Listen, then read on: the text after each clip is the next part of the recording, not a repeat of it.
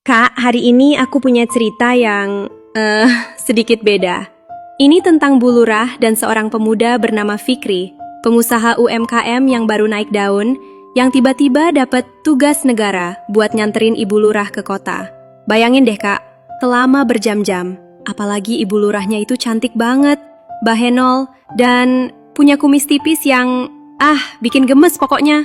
Awalnya sih cuma mau belanja ke pasar, tapi kok ada adegan makan buah bareng di rumah kosong, dan katanya sih ada kue lumpur yang lumer banget hasil kerjasama mereka berdua. Penasaran gak sih, kue lumpurnya beneran kue atau ada makna lain di baliknya? Duh, daripada kakak makin gak fokus, mending kita dengerin aja yuk ceritanya langsung dari sudut pandang Ibu Lurah yang cantik ini. Siapkan posisi ternyaman ya kak, tutup matanya, dan dengerin baik-baik ya. Pokoknya so sweet banget. Ayo kita mulai cerita tidur kali ini. Kamu tidur aja ya, biar aku yang cerita. Selamat malam semuanya.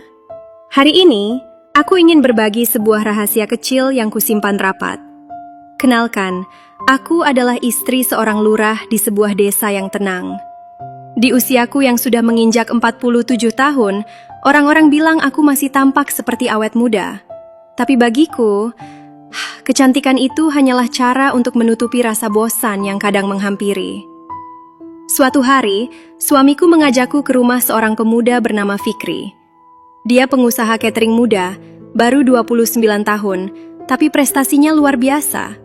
Katanya, dia lebih memilih membangun usahanya sendiri daripada meneruskan toko material ayahnya yang sukses itu.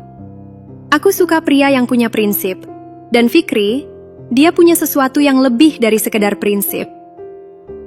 Begitu kami masuk ke rumahnya, aku bisa merasakan tatapannya. Fikri menyambut kami dengan sangat sopan, tapi matanya, mata anak muda itu tidak bisa berbohong. Aku tahu dia terpesona. Aku sengaja duduk dengan sedikit santai di depannya, menjelaskan pesanan hajatan yang kami butuhkan dengan nada yang paling lembut yang kupunya. Aku sadar, setiap kali aku bicara, perhatiannya selalu tertuju pada bibirku. Mungkin karena kumis tipisku yang sering dibilang manis oleh orang-orang. Aku memberikan senyuman terbaikku, sengaja membuatnya sedikit manja, hanya untuk melihat bagaimana reaksi pemuda sukses ini. Fikri berusaha tetap profesional, tapi aku bisa melihat bagaimana dia berjuang keras untuk tidak berpaling dari pemandangan di depannya. Ada sesuatu yang bergerak di balik matanya yang tenang itu. Sebuah imajinasi yang mulai berkelana, dan jujur saja, aku sangat menikmatinya. Melihatnya terpaku seperti itu, aku justru merasa tertantang. Aku ingin tahu, sejauh mana pemuda ini bisa menahan diri di depanku. Obrolan sore itu terasa begitu hangat. Suamiku tampak asyik sekali bertanya tentang perkembangan bisnis catering Fikri. Aku hanya mendengarkan sambil terus memperhatikannya. Fikri bercerita kalau besok dia harus ke kota untuk meninjau agen barunya. Katanya, bisnisnya perlu banyak pendampingan langsung darinya. Anak muda yang sangat bertanggung jawab, pikirku. Tiba-tiba, suamiku memberikan usulan yang sebenarnya sudah aku harapkan. Dia bilang kalau besok dia ada rapat dengan Pak Camat, dan aku kebetulan memang ada janji di pasar kota untuk belanja keperluan hajatan. Suamiku meminta Fikri untuk mengantarku dengan mobilnya, supaya aku tidak kepanasan. Aku menatap Fikri dalam-dalam. Aku bisa melihat jakunya bergerak, seolah dia sedang menelan ludah karena gugup. Aku pun melemparkan senyuman yang sengaja kubuat sedikit misterius. Boleh ya Fikri? Biar lebih enak koordinasinya, kataku dengan nada suara yang paling manis. Fikri setuju, meski aku tahu dia berusaha keras menutupi rasa terkejutnya. Selama sisa obrolan, aku menyadari fokusnya mulai berantakan. Dia sesekali mencuri pandang ke arahku, dan setiap kali mata kami bertemu, aku tidak membuang muka. Aku justru membalas lirikannya, membuat suasana di ruang tamu itu terasa semakin panas. Sore berhembus pelan. Saat kami pamit pulang, aku tidak langsung pergi begitu saja. Di depan pagar, aku berbalik dan menatapnya sekali lagi. Besok pagi-pagi sekali ya Fikri, biar belanjanya bisa lama. Dan siapa tahu kita bisa mampir ke tempat lain juga. Ucapku sambil memberikan kedipan kecil yang aku yakin akan membuatnya terus terpikirkan. Sesampainya di rumah, aku tidak bisa menahan diri. Aku meraih ponselku dan mengiriminya pesan singkat. Hanya untuk memastikan dia tidak lupa menjemputku, sekaligus untuk mengingatkannya bahwa besok hanya akan ada aku dan dia di dalam mobil itu. Malam ini, aku tersenyum sendiri membayangkan perjalanan besok. Aku ingin tahu seberapa kuat pertahanan pemuda itu saat hanya berdua denganku selama berjam-jam. Pagi itu, udara masih sangat dingin, tapi aku sudah siap menunggu di depan rumah sejak pukul 5. Aku sengaja memilih penampilan yang sedikit berbeda. Rok di atas lutut dan jaket jeans yang pas di badan, membuatku merasa jauh lebih muda dari usiaku yang sebenarnya. Begitu mobil Fikri menepi, aku langsung masuk dan duduk tepat di sampingnya. Dia sempat bertanya dengan ragu, apakah aku tidak pamit dulu? Aku hanya tersenyum tipis dan menjawab santai kalau tidak ada orang di rumah. Aku sengaja memakai parfum dengan aroma yang cukup kuat pagi ini.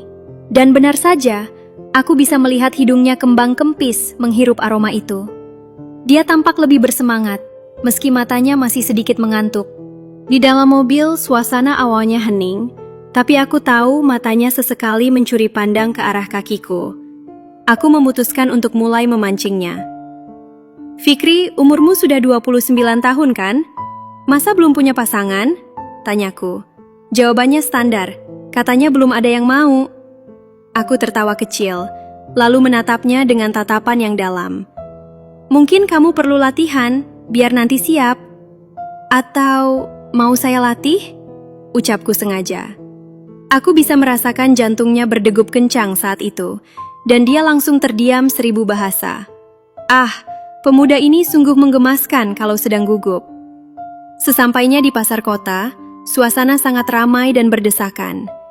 Fikri dengan setia membawakan barang belanjaanku. Di tengah kerumunan itu, aku sengaja berjalan perlahan agar tubuh kami sering bersentuhan. Setiap kali lengannya tak sengaja menyentuhku, aku pura-pura biasa saja. Padahal aku sangat menikmati bagaimana dia berusaha menjaga jarak, namun tetap ingin dekat. Aku tahu betul sejak tadi dia terus memperhatikan lekuk tubuhku dari belakang. Begitu kami kembali ke mobil dengan belanjaan yang penuh, Fikri meminta izin untuk mampir ke tempat temannya sebentar. Aku menatapnya sambil tersenyum simpul, lalu berbisik pelan. Terserah kamu saja, yang penting jangan lama-lama, dan pastikan kali ini kamu bisa lihat dari depan. Dia langsung mematung, wajahnya berubah merah padam seperti kepiting rebus. Dia pasti tidak menyangka kalau aku tahu rahasia kecilnya selama di pasar tadi. Aku hanya tertawa dalam hati melihatnya salah tingkah, sambil menanti kejutan apa lagi yang akan terjadi di tempat temannya nanti. Ketika sampai di rumah temannya dan ternyata keadaan sepi, aku tahu ini adalah momen yang sempurna. Fikri tampak begitu gugup, bahkan sempat mengajakku pulang karena canggung. Tapi tentu saja, aku tidak ingin melewatkan kesempatan ini. Aku memintanya tetap di sana, menemaniku beristirahat sejenak, sambil mengobrol di ruang tamu yang tenang. Aku sengaja duduk tepat di sampingnya, begitu dekat hingga aku bisa merasakan kehangatan tubuhnya. Lalu, karena sedikit panas, aku sengaja membuka salah satu kancing bajuku, sehingga mulailah ada pemandangan buah-buahan segar yang sudah kusiapkan dari rumah. "Kamu mau ini?" Tanyaku dengan suara yang paling lembut. Dia menjawab mau, tapi matanya tetap tidak bisa lepas dari wajahku. Dalam keremangan cahaya lampu itu, keberanian Fikri akhirnya muncul. Dia membisikkan kata-kata kekaguman yang selama ini ia pendam. Dan jujur saja, hatiku berdesir hebat. Ternyata kami merasakan getaran yang sama. Sore itu menjadi begitu intim. Kami berbagi buah-buahan itu dengan penuh rasa syukur. Aku sangat menghargai bagaimana cara Fikri memberikan perhatian dan layanan terbaiknya untukku. Dia benar-benar tahu cara membuat seorang wanita merasa sangat dihargai. Bukan hanya manisnya buah, tapi hidangan kue lumpur yang lumer itu benar-benar menjadi pelengkap kerjasama kami yang luar biasa. Semuanya habis tak tersisa, menyisakan kepuasan yang membuatku tak henti tersenyum. Rasanya lelahku hilang seketika, melihat hasil kerja keras dan perhatian yang ia berikan. Setelah semua usai, aku segera merapikan diri dan bersiap untuk pulang. Sepanjang perjalanan pulang, aku merasa sangat tenang dan puas hingga tertidur pulas di sampingnya. Kami baru sampai di rumah sekitar jam 8 malam. Sebelum turun, ku tatap matanya dan kuucapkan terima kasih yang paling tulus. Aku benar-benar bahagia hari ini. Lain kali, kalau ke kota bareng lagi ya, bisikku, memberikan janji untuk momen indah berikutnya. Dan sekarang, aku hanya bisa menanti di balik jendela, menunggu kapan pemuda hebat itu akan menjemputku lagi untuk petualangan manis selanjutnya. Nah kak, menurut kalian, kalau misal aku nggak kuat nahan nih, apakah aku berani untuk mengajak Fikri lagi? Atau justru Fikri yang seharusnya lebih berani mengambil langkah selanjutnya? Aku mulai bingung nih. Coba kasih saran buat aku di kolom komentar ya. Apa yang harus aku lakukan?